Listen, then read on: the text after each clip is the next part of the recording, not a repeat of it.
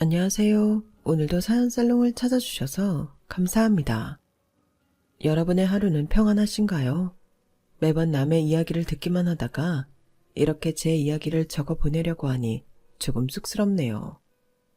저는 태국 음식점을 운영하고 있는 사장이에요. 저에게는 눈에 넣어도 아프지 않을 30대인 딸이 하나 있답니다. 얼마 전에 저희 딸이 결혼을 준비했는데 그 과정에서 겪은 참 기막힌 이야기가 있어 이렇게 사연을 보내게 되었답니다. 여러분도 직업에 귀천이 있다고 생각하시나요? 가족을 위해 돈을 버는 일은 어떤 일이든 귀한 건데 사람들은 저마다의 편견으로 직업의 귀천을 나누더군요. 비단 직업뿐만이 아니라 저는 젊을 적부터 여러 편견들에 시달리는 삶을 살아왔어요. 아니, 사실 태어날 때부터였죠. 저는 저희 나라에서 평민 출신이거든요. 저는 한국 사람이 아니에요. 태국 사람입니다. 태국에서 현지 가이드 일을 하다가 같이 일하는 한국인 가이드였던 남편을 만나 결혼하게 되었죠. 사실 당시 제 결정은 쉬운 결정이 아니었어요. 나이도 20살이 갓 지났을 때였고 남편을 만난 지는 1년도 안 되었을 때였으니까요. 하지만 남편과 대화를 나누면 나눌수록 저와 굉장히 잘 맞는 사람이라는 걸 알 수 있었어요. 그건 남편도 마찬가지였죠. 남편은 어렸을 적에 부모님을 모두 여의고 혼자 자라왔던지라 화목한 가정을 만드는 게 소원인 사람이었어요. 저 역시 가정적인 성향의 사람이었고 결국 남편을 믿고 한국으로 오게 되었습니다. 남편과 결혼 후 한국에 와서 살 때에도 저는 여러 시선에 시달렸어요. 요즘에야 한국에 사는 외국인들이 많아져 전체적인 인식이 많이 좋아졌지만 당시만 해도 이국적인 제 외모는 사람들의 눈길을 끌기에 충분했답니다. 그때는 한국말도 서툴렀고요. 하지만 저를 향해 쏟아지는 차별적인 언어들은 금세 익히게 되더군요. 20대 초반의 젊은 나이였던 저는 상처를 곧잘 받았고 남편은 그런 저를 항상 다정하게 위로해 주었어요. 가끔 정말 무례한 사람들이 있으면 저 대신 싸워주기도 했죠. 저기요, 이 사람 한국말 잘하거든요. 남의 와이프한테 그게 무슨 무례한 소리입니까? 그냥 하는 말이지 뭐. 내가 뭐 없는 소리를 했나? 왜 역정을 내고 난리야? 사람 앞에 두고 그딴 식으로 얘기하지 마세요. 그것도 장사하는 사람이. 가난한 나라에서 온 건 사실이잖아. 당신 왜 사람을 이상한 사람을 만들고 난리야? 가난은 그쪽 인식이 가난한 거죠. 뭐 얼마나 대단한 거 팔고 부자같이 산다고 그딴 소리를 면전에 대고 해. 지금 당신이 큰 소리 낼 자격이 있어? 앞으로 이 가게 다시는 오나 봐라. 그런 일들이 매번 있지는 않았지만 남편은 그게 신경이 쓰였나 봅니다. 일이 없을 때면 아예 집 코앞에 있는 슈퍼나 동네 시장을 가게 되더라도 될 수 있는 한 제 손을 잡고 같이 나가주었어요. 지금 생각해보면 그런 남편이 없었다면 전 진작에 고향으로 돌아가 버렸을 거예요. 남편은 저와의 결혼을 계기로 한국에서 다시 사회생활을 시작했는데요. 영어도 잘하고 태국어도 잘했던 남편은 통역사 일을 하며 생계를 유지했습니다. 통역사로 일하는 게 열심히 할수록 꽤 많은 돈을 벌 수 있더군요. 남편은 일이 들어오면 마다하는 법이 없었어요. 덕분에 몇 년 지나자 꽤 돈을 모았고 저희는 그나마 외국인 인구가 많다는 동네에 작은 집을 구할 수가 있었답니다. 그리고 새 보금자리로 들어가게 된 그 해에 저는 우리 딸을 출산하게 되었고요. 딸아이가 점점 커가면서 옹알이를 끝내고 본격적으로 말을 배우게 되니까 저는 내심 제가 한국말에 서툰 것이 걱정이 되었어요. 괜히 우리 딸이 한국어 발음이 어눌해지지는 않을까? 아니면 너무 한국말을 잘해서 나랑 소통이 어려워지지는 않을까 하는 생각이 들었죠.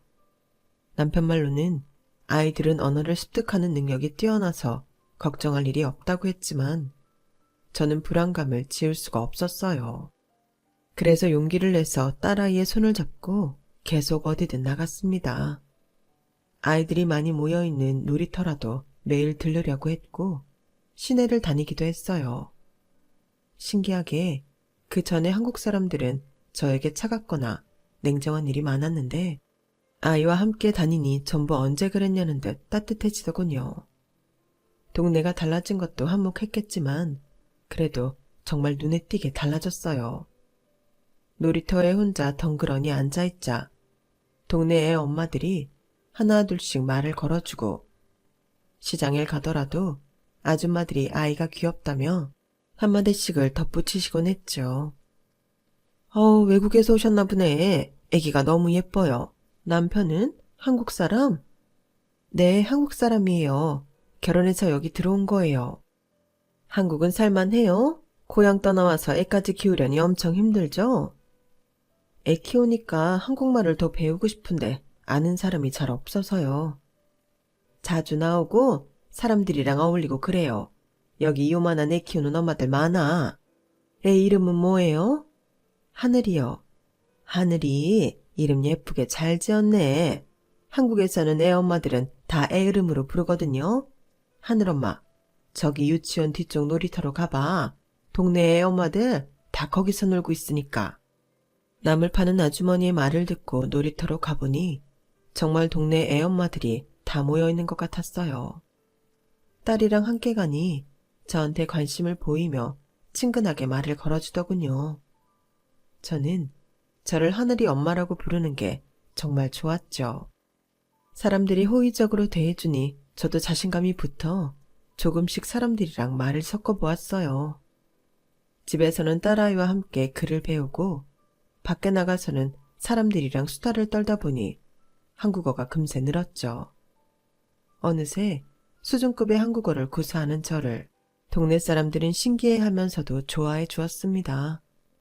그게 제 인생에서 처음으로 저에 대한 사람들의 편견을 바꾼 경험이었어요. 그렇게 8년이 지나자 저는 한국말을 모국어처럼 자연스럽게 할 수 있었어요.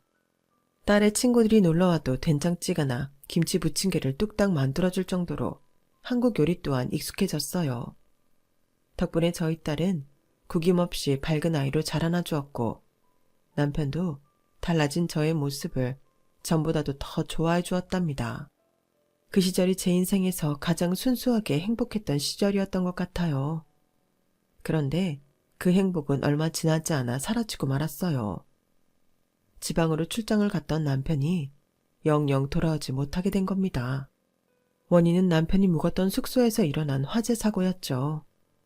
당시에 그 지역 신문 기사에도 나왔었어요. 한밤중에 전기 누전으로 발생한 사고라 피해자가 정말 많았던 사고였거든요. 대부분의 투숙객들이 자다가 봉변을 당했고 저희 남편 역시 그들 중 하나였죠. 사고 현장에 대한 설명을 듣는 건 끔찍했어요. 대부분 탈출을 멀리까지 시도하지도 못하고 유독가스에 의식을 잃었다더군요. 남편의 사망 소식을 듣자마자 저는 다리가 풀려 주저앉았어요. 엉엉 울면서 애를 안고 장례식장으로 달려가는데 남편의 시신을 보고 싶기도 보고 싶지 않기도 했어요.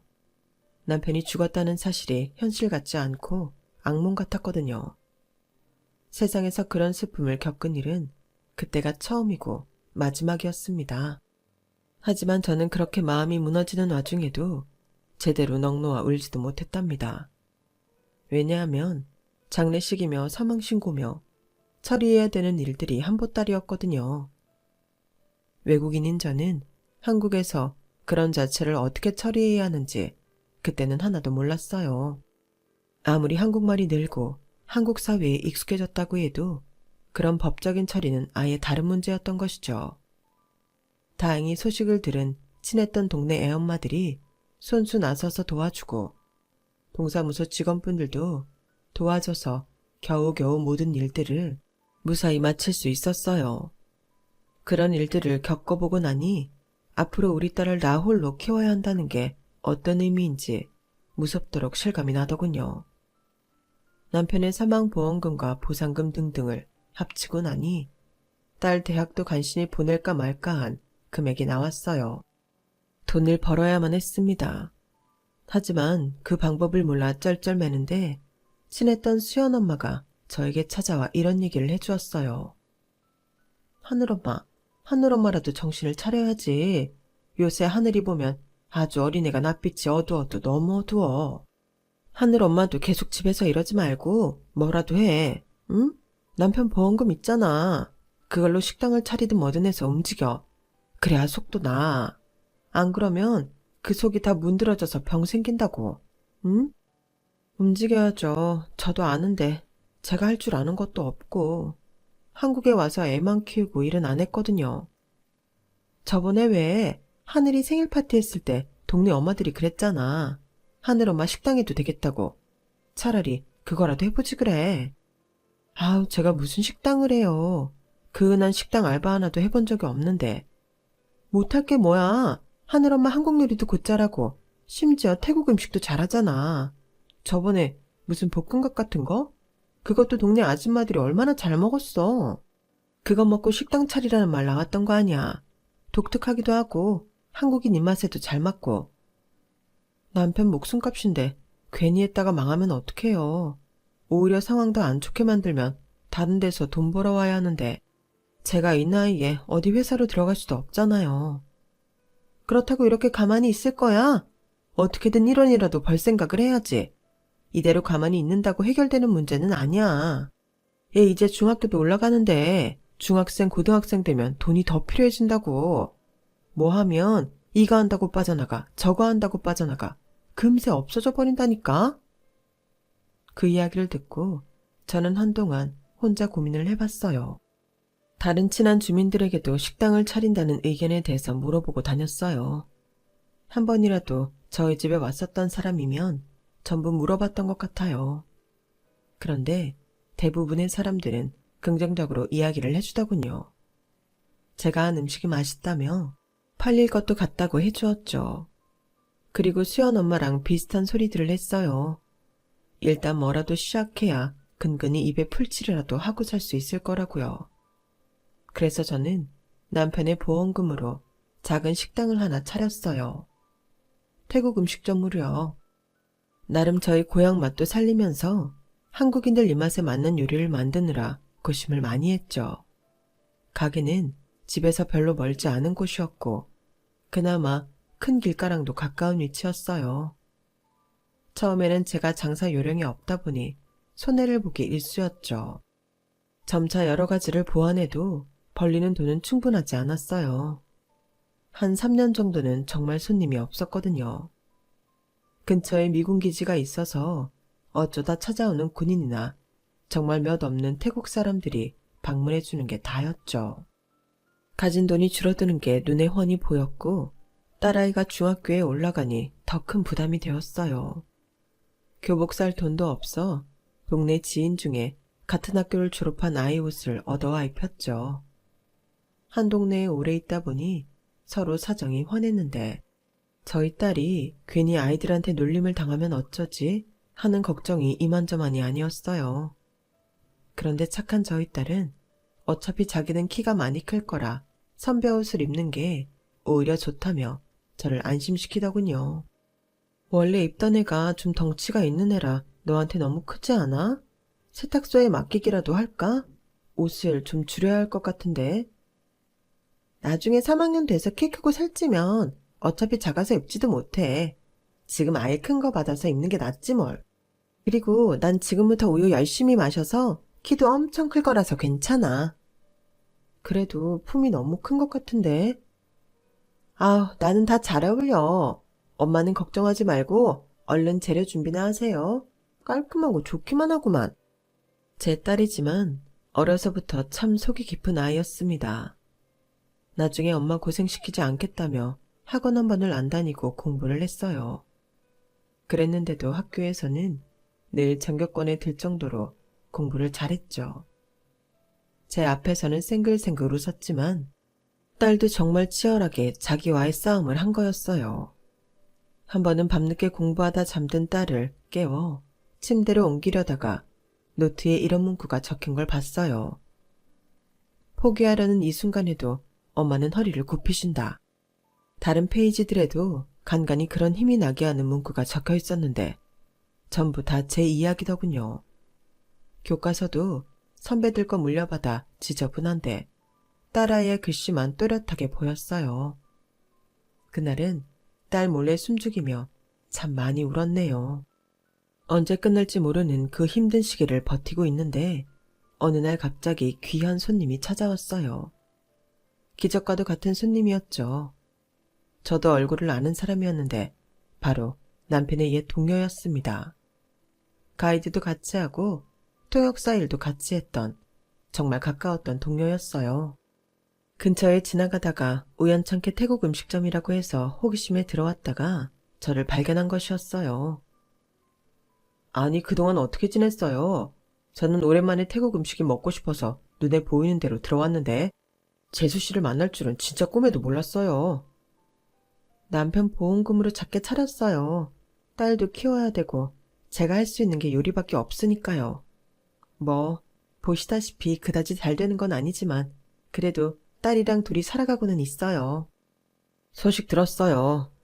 아, 그때 제가 해외에 있어서 소식을 좀 늦게 들었거든요. 한번 찾아봤어야 하는데 미안해요. 여기 가게 차린 지 얼마나 됐어요? 글쎄 한국말이 더 늦었네. 완전 한국 사람 다 됐어요. 3년 정도 됐어요. 아, 애 키우고 애 엄마들이랑 수다 떨고 여기서 일하고 하다 보면 뭐 쑥쑥 늘죠. 하, 그럼 빨리 늘죠. 다름이 아니라 음식이 너무 맛있어서 그런데 저 요즘 가끔 태국에서 우리나라로 여행하는 분들 가이드 해드리거든요. 업무차 오신 분들 통역도 해드리고요. 그분들 여기로 아예 데려오면 어떨까 싶은데 괜찮아요? 네? 그러면 저는 너무 감사하죠. 어쩌다 한 번씩만 들려줘도 고마운걸요. 그 뒤로 그 동료분은 정말로 손님들을 잔뜩 데리고 찾아와 주더군요. 그리고 그 홍보 효과는 정말 엄청났어요. 저희 집은 태국인 관광객들에게 필수 코스가 되면서 입소문을 타기 시작했고 마침 그때 저희 지역에 미군 기지가 사라지면서 유입 인구가 많아지자 손님들은 더 많아졌어요. 그러다 보니 태국인들도 찾는 진짜 현지의 맛이라며 한국 사람들에게까지 유명해졌고요. 이렇게 짧은 시간 안에 큰 돈이 벌리자 저희 모녀는 어안이 벙벙했습니다. 처음 큰 돈이 들어왔을 때는 밥상에 고기도 차리고 딸아이가 좋아하는 떡볶이도 차려놓고 둘이 눈물을 훔치기도 했어요. 하지만 기쁨의 눈물은 거기서 끝이 아니었답니다. 저희 딸이 우리나라에서 제일 좋은 대학교, 법학과에 들어가게 된 거였어요. 엄마, 나 합격이야. 진짜? 서울대? 세상에, 아우 세상에나. 우리 딸 진짜 서울대를 합격했어? 아, 고생했어, 우리 딸. 그동안 너무 고생 많았다. 너무 고생 많았어. 아니야, 엄마. 너무 고마워. 그동안 나랑 같이 밤새주고 엄마가 더 고생 많았어. 엄마 너무 고마워. 그동안 잠도 줄여가며 악착같이 공부한 노력의 산물이었죠. 딸과 저는 또 한 번 기쁨의 눈물을 흘리며 얼싸 안았어요. 그간 힘들었던 날들이 전부 머릿속을 스쳐 지나가더군요. 제 딸아이 학비는 전부 제가 대주었어요. 딸은 자기가 일해서 벌 수 있다고 한사코 말렸지만요. 저는 돈을 벌면 우리 딸부터 원 없이 공부하고 좋은 음식만 먹게 해주고 싶었거든요. 그렇게 중고등학교 때와는 달리 여유로운 대학생활을 보낸 딸은 거기서도 열심히 공부해서 변호사가 되었답니다. 그 사이 저희 가게는 방송에도 나오고 더욱 유명해져 손님이 감당할 수 없을 만큼 많아졌어요. 결국 5호점까지 지점을 늘리게 되었는데요. 덕분에 저희는 원래 장사를 하던 건물을 통째로 사서 가게를 전부 세단장하고 딸과 함께 지내는 집은 더 좋은 곳으로 이사를 갈 수 있었죠. 고향 식구들도 1년에 한 번씩은 한국으로 초대할 수가 있었고요.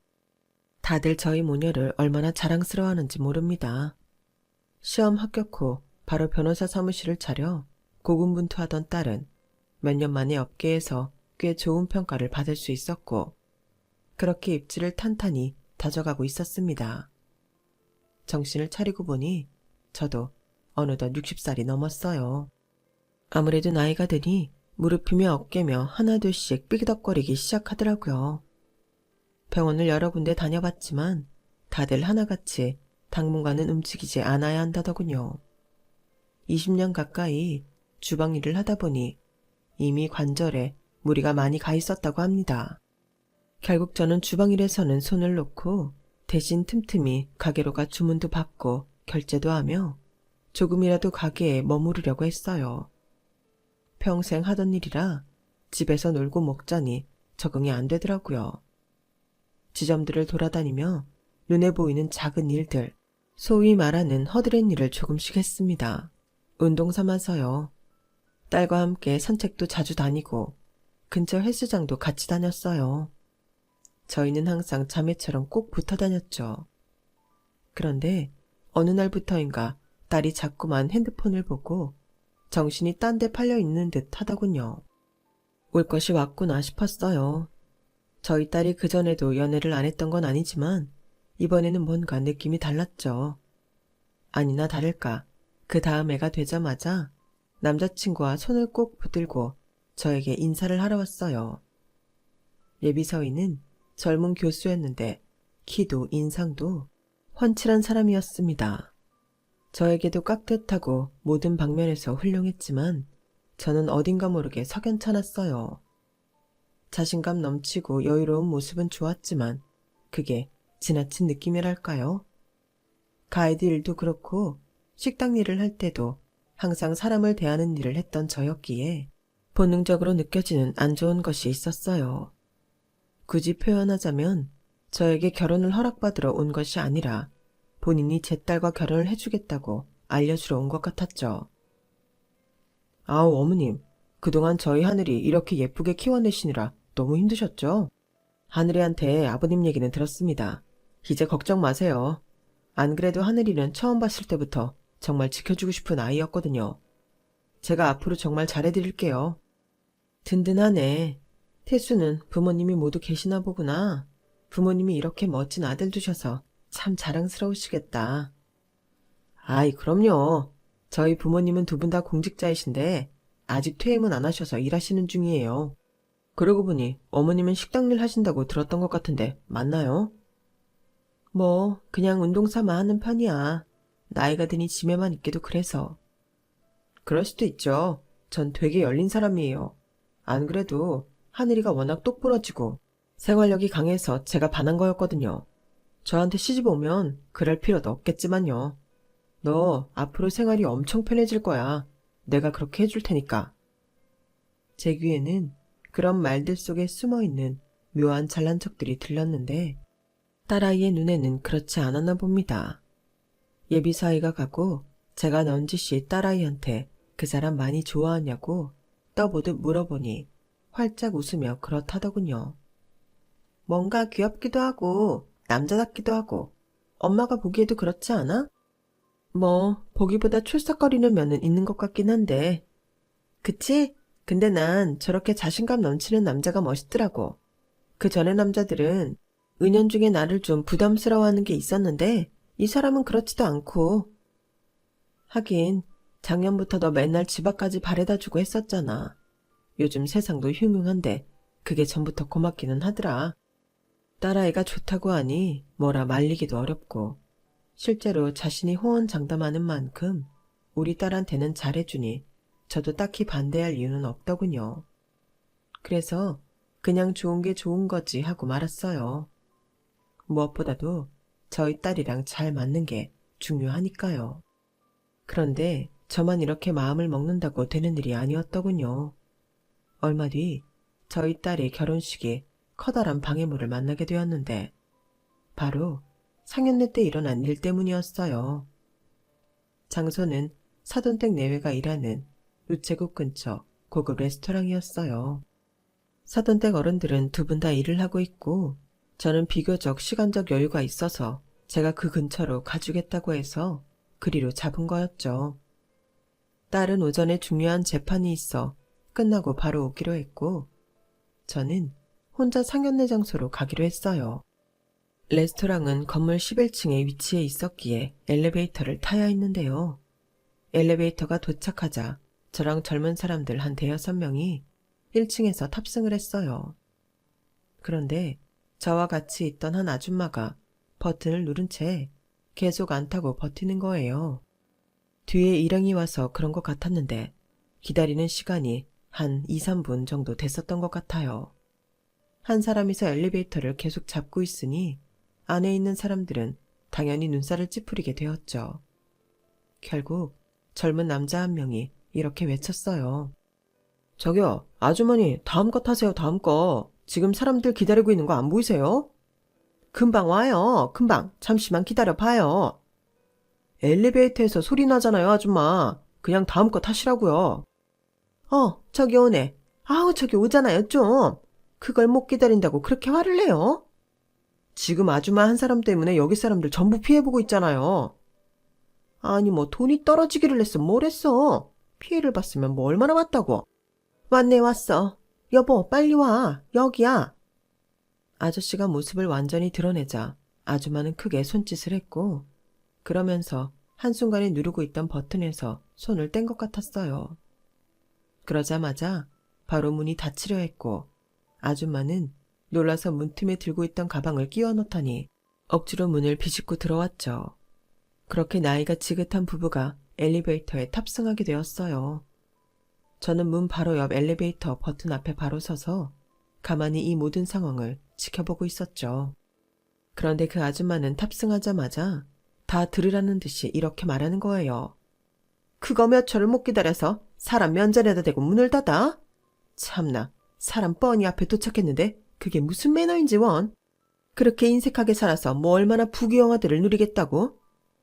저는 속으로 피곤한 사람이 탔네 하면서 가만히 있었어요. 그런데 뒤에서 아줌마가 또 이러는 겁니다. 11층 좀 눌러줘요. 워낙 큰 소리로 말해 누구한테 하는 말인지도 모르겠더군요. 그리고 어차피 저도 11층에 갈 거였기 때문에 11층 버튼은 이미 눌러져 있어서 귀담아 들을 필요도 없었고요.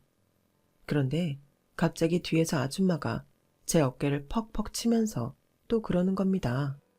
이봐요. 11층 좀 눌러달라고요. 그냥 툭툭 치는 것도 아니고 무슨 시정잡배처럼 어깨를 밀듯이 치는데 기분이 나쁘고 황당해서 뒤돌아봤어요. 아줌마는 나를 보더니 갑자기 이렇게 말하더군요. 뭐야? 한국말 할 줄 몰라요? 속에서 욱하고 치밀어 올랐지만 저는 그날 굉장히 중요한 날이었기에 큰 소리를 내고 싶지 않았어요. 한번 꾹 참고 점잖게 얘기했습니다. 11층 이미 눌러져 있잖아요. 안 보이세요? 저 한국말 잘합니다. 공공장소에서는 예의 좀 지켜주세요. 참네. 남의 나라 와서 누가 누구한테 선생질이랑? 기껏 점잖게 얘기했더니 그 아줌마는 또다시 콧방귀를 끼며 무례하게 굴더라고요. 최근 10몇 년 동안 이렇게 대놓고 무례하게 구는 사람은 처음이었어요. 오랜 기간 한국에 살면서 저도 전반적인 꾸밈새나 표정 등이 한국인과 비슷해져서 자세히 보지 않으면 외국인 티가 안 나기도 했고 설령 알아보더라도 오히려 요즘에는 더 조심스럽게 대하려고 하거든요. 아직도 저런 무식한 사람이 있구나 하고 생각하던 찰나 엘리베이터는 11층에 도착했죠. 저를 앞장서서 내린 그 부부는 제가 가려는 식당을 똑같이 들어갔죠. 그때부터 기분이 쎄했는데 제 바로 앞에서 예약자 이름을 대더라고요. 예비 사위의 이름이었죠. 설마 하니 이런 사람들이 사돈 내외였나 싶어 기가 막히더군요. 직원이 저에게도 예약하고 오셨냐고 물어서 저도 똑같이 예비 사위의 이름을 대니 앞에 서 있던 부부는 놀라서 저를 쳐다보더군요. 그런데 표정이 아주 불쾌했어요. 아주 대놓고 떨떠름하고 실망스러운 표정을 짓는 겁니다. 저희는 매우 어색하게 예약한 룸으로 들어갔고 서로 마주보고 앉았습니다. 먼저 와 있던 예비 사위가 어떻게 같이 들어왔냐며 자리를 안내해 주었어요. 5분도 지나지 않아 저희 딸도 도착을 했고 그렇게 상견례 자리가 시작이 되었죠. 식사가 세팅되는 동안 안 싸둔 여자는 저를 아니 꼽다는 눈빛으로 훑어보더군요. 그동안 우리 딸이 시집가게 될 집안이 어떤 집안일까? 혼자 이런저런 상상을 해왔는데 제가 상상했던 최악보다도 더 최악이었어요. 안사두는 침묵을 깨고 저에게 물었습니다. 근데 어느 나라 분이세요? 태국 사람입니다. 하늘이 아빠랑 결혼하면서 한국에 와서 그 뒤로 쭉 한국에서 살았고요.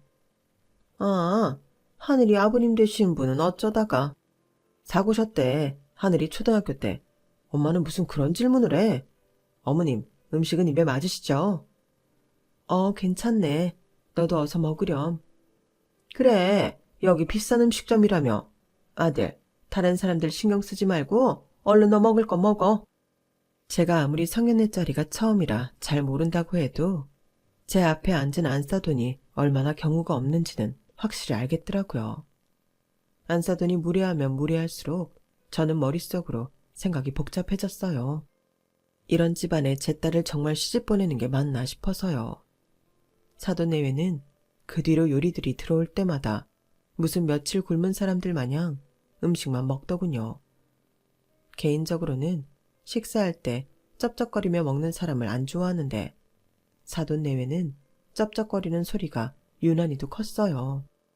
그런 모습을 보며 저도 그 두 사람과 별로 대화를 하고 싶지도 않아서 안 좋은 표정으로 그냥 식사만 했죠. 메인 요리까지 전부 해치우고 나니 배가 어느 정도 채워진 건지 사돈 내외는 식사하는 속도가 느려졌습니다. 그러더니 안사돈이 저한테 또 질문을 하더군요. 그럼 사돈은 그냥 집에만 계세요? 저희는 아직 일을 하고 있거든요. 남편분도 없이 어떻게 사신 거예요? 처음엔 되게 막막했겠네요. 네, 그랬죠. 그나마 제가 요리를 좀 해서 작은 식당 하나를 차려서 했어요. 남편 보험금도 좀 나왔었고. 식당이요? 뭐 그럴 수밖에 없으셨겠네요. 근데 한국말은 되게 잘하시네요. 눈 감고 들으면 한국 사람인 줄 알겠어요. 여기서 산 지 이제 한 35년 정도 되어 가니까요. 오래 사셨네. 하늘이가 애가 반듯하고 귀하게 자란 줄 알았는데. 아우, 애들 이거 결혼시키는 게 맞는지 모르겠네. 저와의 대화 끝에 안사돈은 못마땅하다는 표정으로 혀를 끌끌 차는 것이었습니다. 기분이 나쁜 걸 넘어서 화가 났지만 안사돈의 말에는 저도 동의하는 바였어요. 이 결혼을 시키는 게 맞는지 모르겠다는 말이요. 집에 가서 딸아이와 싸워서라도 뜯어 말려야겠다고 생각하고 있는데 눈치 없는 예비사위가 끼어들었어요. 왜? 엄마 하늘이 마음에 들어 했잖아. 우리가 준비도 엄청 잘하고 있는데 뭐가 문제야? 야, 아서라. 한국 사람도 아니고 우리랑 급도 안 맞고 괜히 나중에 서로 얼굴 붉힐 일 생길 바에야 지금 정리하는 게 낫지. 한국 사람이 아닌 게 왜 얼굴 붉힐 일이 되는데요? 저희 엄마 한국 영주권자세요. 그리고 급은 무슨 급이요? 어머님 아버님 우체국 주사 아니셨어요? 뭐 얼마나 급 차이가 난다고 그러세요? 안사돈의 말에 식사 시간 내내 조용히 있던 저희 딸이 또박또박 반박을 하더군요. 딸의 목소리나 표정을 보니 식사 시간 내내 화를 참고 있었다는 걸 알 수 있었죠. 제가 엄마라서 아는데 저희 딸이 굉장히 독한 구석이 있어서 화나면 무서운 아이거든요. 직업이 변호사인데 오죽하겠어요. 그런데 안사돈은 그런 저희 딸을 하나도 몰라서인지 여전히 무례한 말투로 얘기하는 겁니다. 얘, 어디서 어른한테 눈을 똑바로 뜨고 말댔구니? 우리 아들이 교사야, 교사. 당연히 급 차이가 나지. 내가 뭐 틀린 말 했어? 홀어머니 밑에서 자란 것도 모자라 그 어머니가 식당 일 하는 외국인 노동자라니? 우리 집안을 우습게 봐도 유분수지 정말? 안 그래요, 하늘어머님? 직접 얘기를 해보세요. 이런 흠 있는 가난한 처가 얻으면 제 아들만 고생할 게 뻔하잖아요. 근데 제가 이 결혼 어떻게 찬성합니까? 이유야 어찌되었건 서로 이 결혼 없자는 의견은 맞는 것 같네요. 의견이 일치되었으니 저희는 이 결혼 안 하는 걸로 알고 가겠습니다. 딸, 일어나자. 결과가 뻔한데 더 앉아있을 필요도 없고 딸아이도 같은 생각인 것 같아 저는 아예 자리를 정리하려 했습니다. 눈치 없이 있던 예비사위 혼자만 크게 당황한 것 같더군요. 엄마, 왜 그래? 어머님 하시는 식당 별로 안 작아. 꽤 규모도 있고 하늘이 학비도 어머님이 다 해주셨다는데 엄마가 생각하는 그런 거 아니야. 법대 대학비를 무슨 수로? 설마 빚도 있으세요? 빚쟁이 집안에서 어딜 가면 우리 아들 넘본 거야? 빚은 없고요. 식당은 있어요. 지금 5호점까지 내서 잘 유지 중이네요. 크기가 그렇게 크진 않아요. 가게당 한 100평 정도 되려나? 뭐라고요? 어디서 그런 얄팍한 거짓말을 해요? 거짓말인지 아닌지는 알아서 판단하던 하세요. 어차피 지금 이 결혼 엎어버리기로 한 거 아니었나요? 이제 와서 그런 게 중요하세요? 증거 있어요? 증거를 보여줘요. 그 순간 갑자기 한마디도 거들지 않던 바깥 사돈이 안 사돈 등을 후려쳤어요. 한 5번쯤 안 사돈 몸이 휘청일 정도려. 너무 놀라서 쳐다보는데 바깥 사돈이 호통을 치더군요. 안 사돈에게요. 시끄러워. 조용히 하지 못해. 당신 때문에 결혼을 그르치게 되었잖아. 당장 사돈께 사과드리지 못해. 저기 죄송합니다, 사돈. 제가 그냥 궁금해서. 제대로 사과드리라고. 죄송합니다. 제가 그런 큰 식당을 운영하시는 줄 몰라서 정말 죄송해요, 사돈. 죄송합니다. 우리 집사람이 항상 입방정을 떨어서 제 복을 깎아먹는 버릇이 있어요. 용서하십시오, 사돈. 안사돈은 머리가 다 헝클어진 채로 갑자기 풀 죽은 강아지가 되어서 저에게 더듬더듬 사과를 했어요.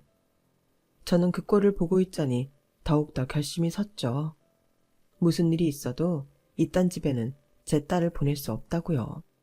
사과는 됐습니다. 여지껏 아내분께서 마음대로 무례한 짓을 저지를 때는 한마디도 안 하고 옆에서 같이 사람 기분 나쁘게 쳐다볼 죄는 언제고, 상황이 불리해지니까 바로 아내 탓을 하시네요. 그것도 남이 보는 앞에서 폭력까지 써가면서요. 태수가 어떤 가정교육을 받고 자랐는지 잘 알겠습니다. 그리고 이딴 되먹지 못한 가정에는 절대 우리 딸 시집 못 보내요. 저희는 이만 가겠습니다. 그리고 제 딸을 데리고 나와버렸답니다. 예비사위는 이러지도 저러지도 못한 채 쩔쩔매고 안사돈은 저를 붙잡으며 한 번 더 사과하려고 했으나 제 딸이 뿌리쳐버렸어요. 저희 몸에 한 번이라도 더 손대면 폭행으로 신고할 줄 알아요. 변호사인 제 딸이 버럭 소리를 지르니 세 사람 모두 선뜻 저희에게 다가오지 못했고 저희 두 모녀는 그렇게 식당을 나섰죠. 그 뒤로 한동안은 예비사위였던 태수에게서 연락이 오는 모양이었어요. 결혼을 다시 한번 생각해달라는 내용이었겠죠. 제 딸이 계속 거절하고 연락을 안 받자 하루는 제가 식당에 있는데 예비사위와 안사돈이 찾아오더라고요. 가게 문 밖에서 쭈뼛거리고 있을 때부터 직원에게 뭔 일 있으면 바로 경찰을 부르라고 하고 나왔는데 저를 보자마자 대뜸 무릎을 꿇더군요. 예비사위 말고 안사돈이요.